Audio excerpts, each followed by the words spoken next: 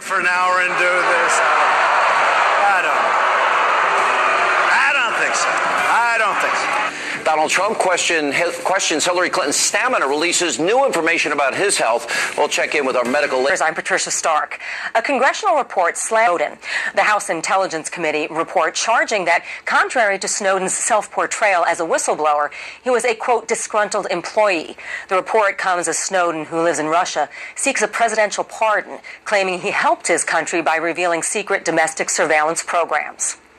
Well, police say a man with a meat cleaver was shot after attacking a cop in New York City. Not one single idea she's got will create one net American job or create one new dollar of American wealth for our workers.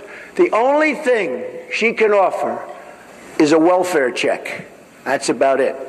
Our plan will produce paychecks, and they're going to be great paychecks for millions of people now unemployed or underemployed.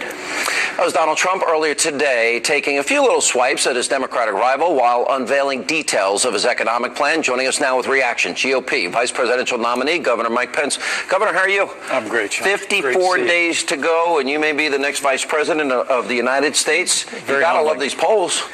Very encouraged. Tremendous momentum. Beyond the numbers, I just see it everywhere I go. What changed? What do you think's different? I don't think anything's really changed. I just think Donald Trump's optimistic message to make America great again, rebuild our military, have America standing tall on the world stage, and revive this economy through all the principles he described today at the Economic Club in New York, through less taxes, less regulation, more American energy, that was a speech I think Reagan stronger trade deals.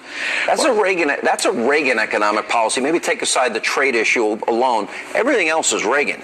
Well, I couldn't agree more. I mean, it's not only Reagan, it's Kennedy. I mean, these were two different presidents who understood that you lower marginal tax rates, you roll back regulations, you get big government out of the way of job creators in America, and this economy will come roaring back. It did with John F. Kennedy. It did after Ronald Reagan. It'll happen again with President Trump. And he's got two other resources available to him that neither Kennedy nor Reagan had, and that is America's vast energy resources. It's incredible. Coupled with new technology, horizontal drilling and fracking. I mean, we're talking about millions of high-paying jobs and careers. That's exactly right. He talked about that today in that speech, and what really ending the war on coal and unleashing the boundless potential of the American energy economy. He doesn't want to fire every coal worker and get rid of every coal company? That was Hillary. Oh, sorry, wrong campaign. I mean, it really is amazing to think that a major party candidate actually campaigned on promising to have fewer coal mine businesses and fewer coal miners.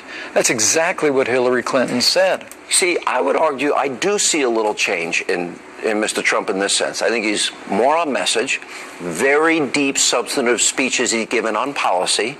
He's gotten away from distractions, fighting with a judge or whatever that could take his attention away. And I also think he's taken a lot of risks that have paid off. Baton Rouge, thought he did a great job with the Matt Lauer Forum. Going to Mexico, there's a risk in doing something like that. He's going into black churches, which I love because as a conservative, I've never liked this phony label that conservatives don't care about all Americans. I find that offensive to me. And I think that, coupled with a more presidential feel to him, he seems to really hit his stride. Well, we'll take the compliment. You're not going to agree or disagree? I agree that in a very real sense, I think America is seeing this man for who he is and the kind of president he'll be more clearly today. I've known him for years. He's more natural now, more the guy I've known. Okay. All right. Is that fair? Right. That's him. What we see now. So you're saying it hasn't changed. It's just him. Yeah, I think he's that's also my point. combative, but I think he's adjusted for the political arena a little bit, but it's still him. Make no mistake about it. This man's a fighter. He's a fighter. There's no doubt. And he's a winner. And everywhere I go, people appreciate that he can fight. But I think, to your point, what people are seeing when he went and met with President Peña Nieto. That was a big day. When he and I went down to Baton Rouge, and I saw him, just order the motorcade to pull over. He jumped out of the car, an unscheduled stop, put his arms around these families, walked into homes that were devastated by 9 feet of water. It was shocking It was shocking. It was, and the media ignored that story. 40,000 families out of their homes. And there he was in Mexico City, sitting with a leader in a cordial discussion with whom he has strong differences of opinion. There he was on the streets of Baton Rouge, Louisiana. There he is in African-American churches, showing his heart and his commitment to make America great again for everyone, regardless of race or creed or color or gender.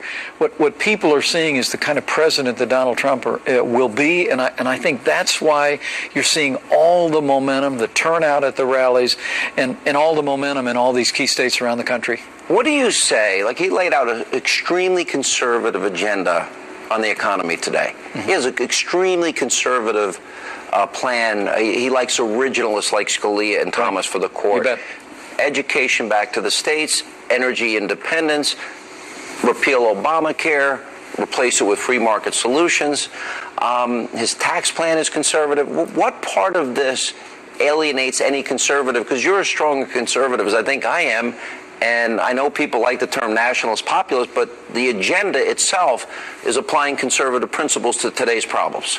Well, I think conservatism is, in a sense, populist. I mean, Ronald Reagan, I was at the Reagan Library last week and reflected on the similarities between these two men, and I think there are many. I mean, we all remember Ronald Reagan for his strong conservative principles and the policies that he advanced, but in a very real sense, I'm old enough to remember Ronald Reagan was in every sense a man who spoke straight into the heart of everyday Americans. They call that populism. Reagan lived conservatives for decades. Well, he Trump kind of always knew it, but he's evolved politically, and people seem unwilling to accept that he now sees the answers based on his life experience. Yeah, and look, I don't want to overstate it. They were two different men, two different styles, but I think at their core is the same understanding of what's made this country great. Yeah. It's our freedom, it's our free market economics, it's our commitment to the Constitution, it's the arsenal of democracy, standing with our allies, standing up to our enemies. Donald Trump at his core just cherishes those same American ideals you and I cherish, Ronald Reagan cherished, vetting and I think the vast majority of the American people building cherish. Up the military, building a wall, securing our borders, all add to that. How important are these debates, and are you ready? I'm getting ready. Okay. And I know my running mate is ready. He's chomping at the bit, I'm betting. Yeah. Well, and I honestly think he's going to bring a lifetime of experience to that stage. I think you saw that on another network last week. He did really well in that forum. You knew he won because every liberal was bashing poor Matt Lauer. God forbid I have to defend Lauer. Yeah, the overwhelming majority of Americans thought that he did very well. But what you saw there was someone who is confident, who's ready to lead. And I just think, this election really does come down to just a few core issues. It's about national security. It's about prosperity. It's about upholding the Constitution in the Supreme Court of the United States. And it's about upholding the highest standards of integrity in the highest office in the land. On all of those things, Donald Trump is head and shoulders over Hillary Clinton. And I think that explains why you're seeing such tremendous momentum in this campaign. Governor, good to see you. Thanks for stopping by. Thank 54 days to go. But who's counting? Who's counting? And up next tonight, right here on Hannity. I don't know, folks. You think Hillary would be able to stand up here for an hour and do this? I don't think so. I don't think so. Donald Trump casting doubt about Hillary Clinton's stamina as he now releases details about his own health.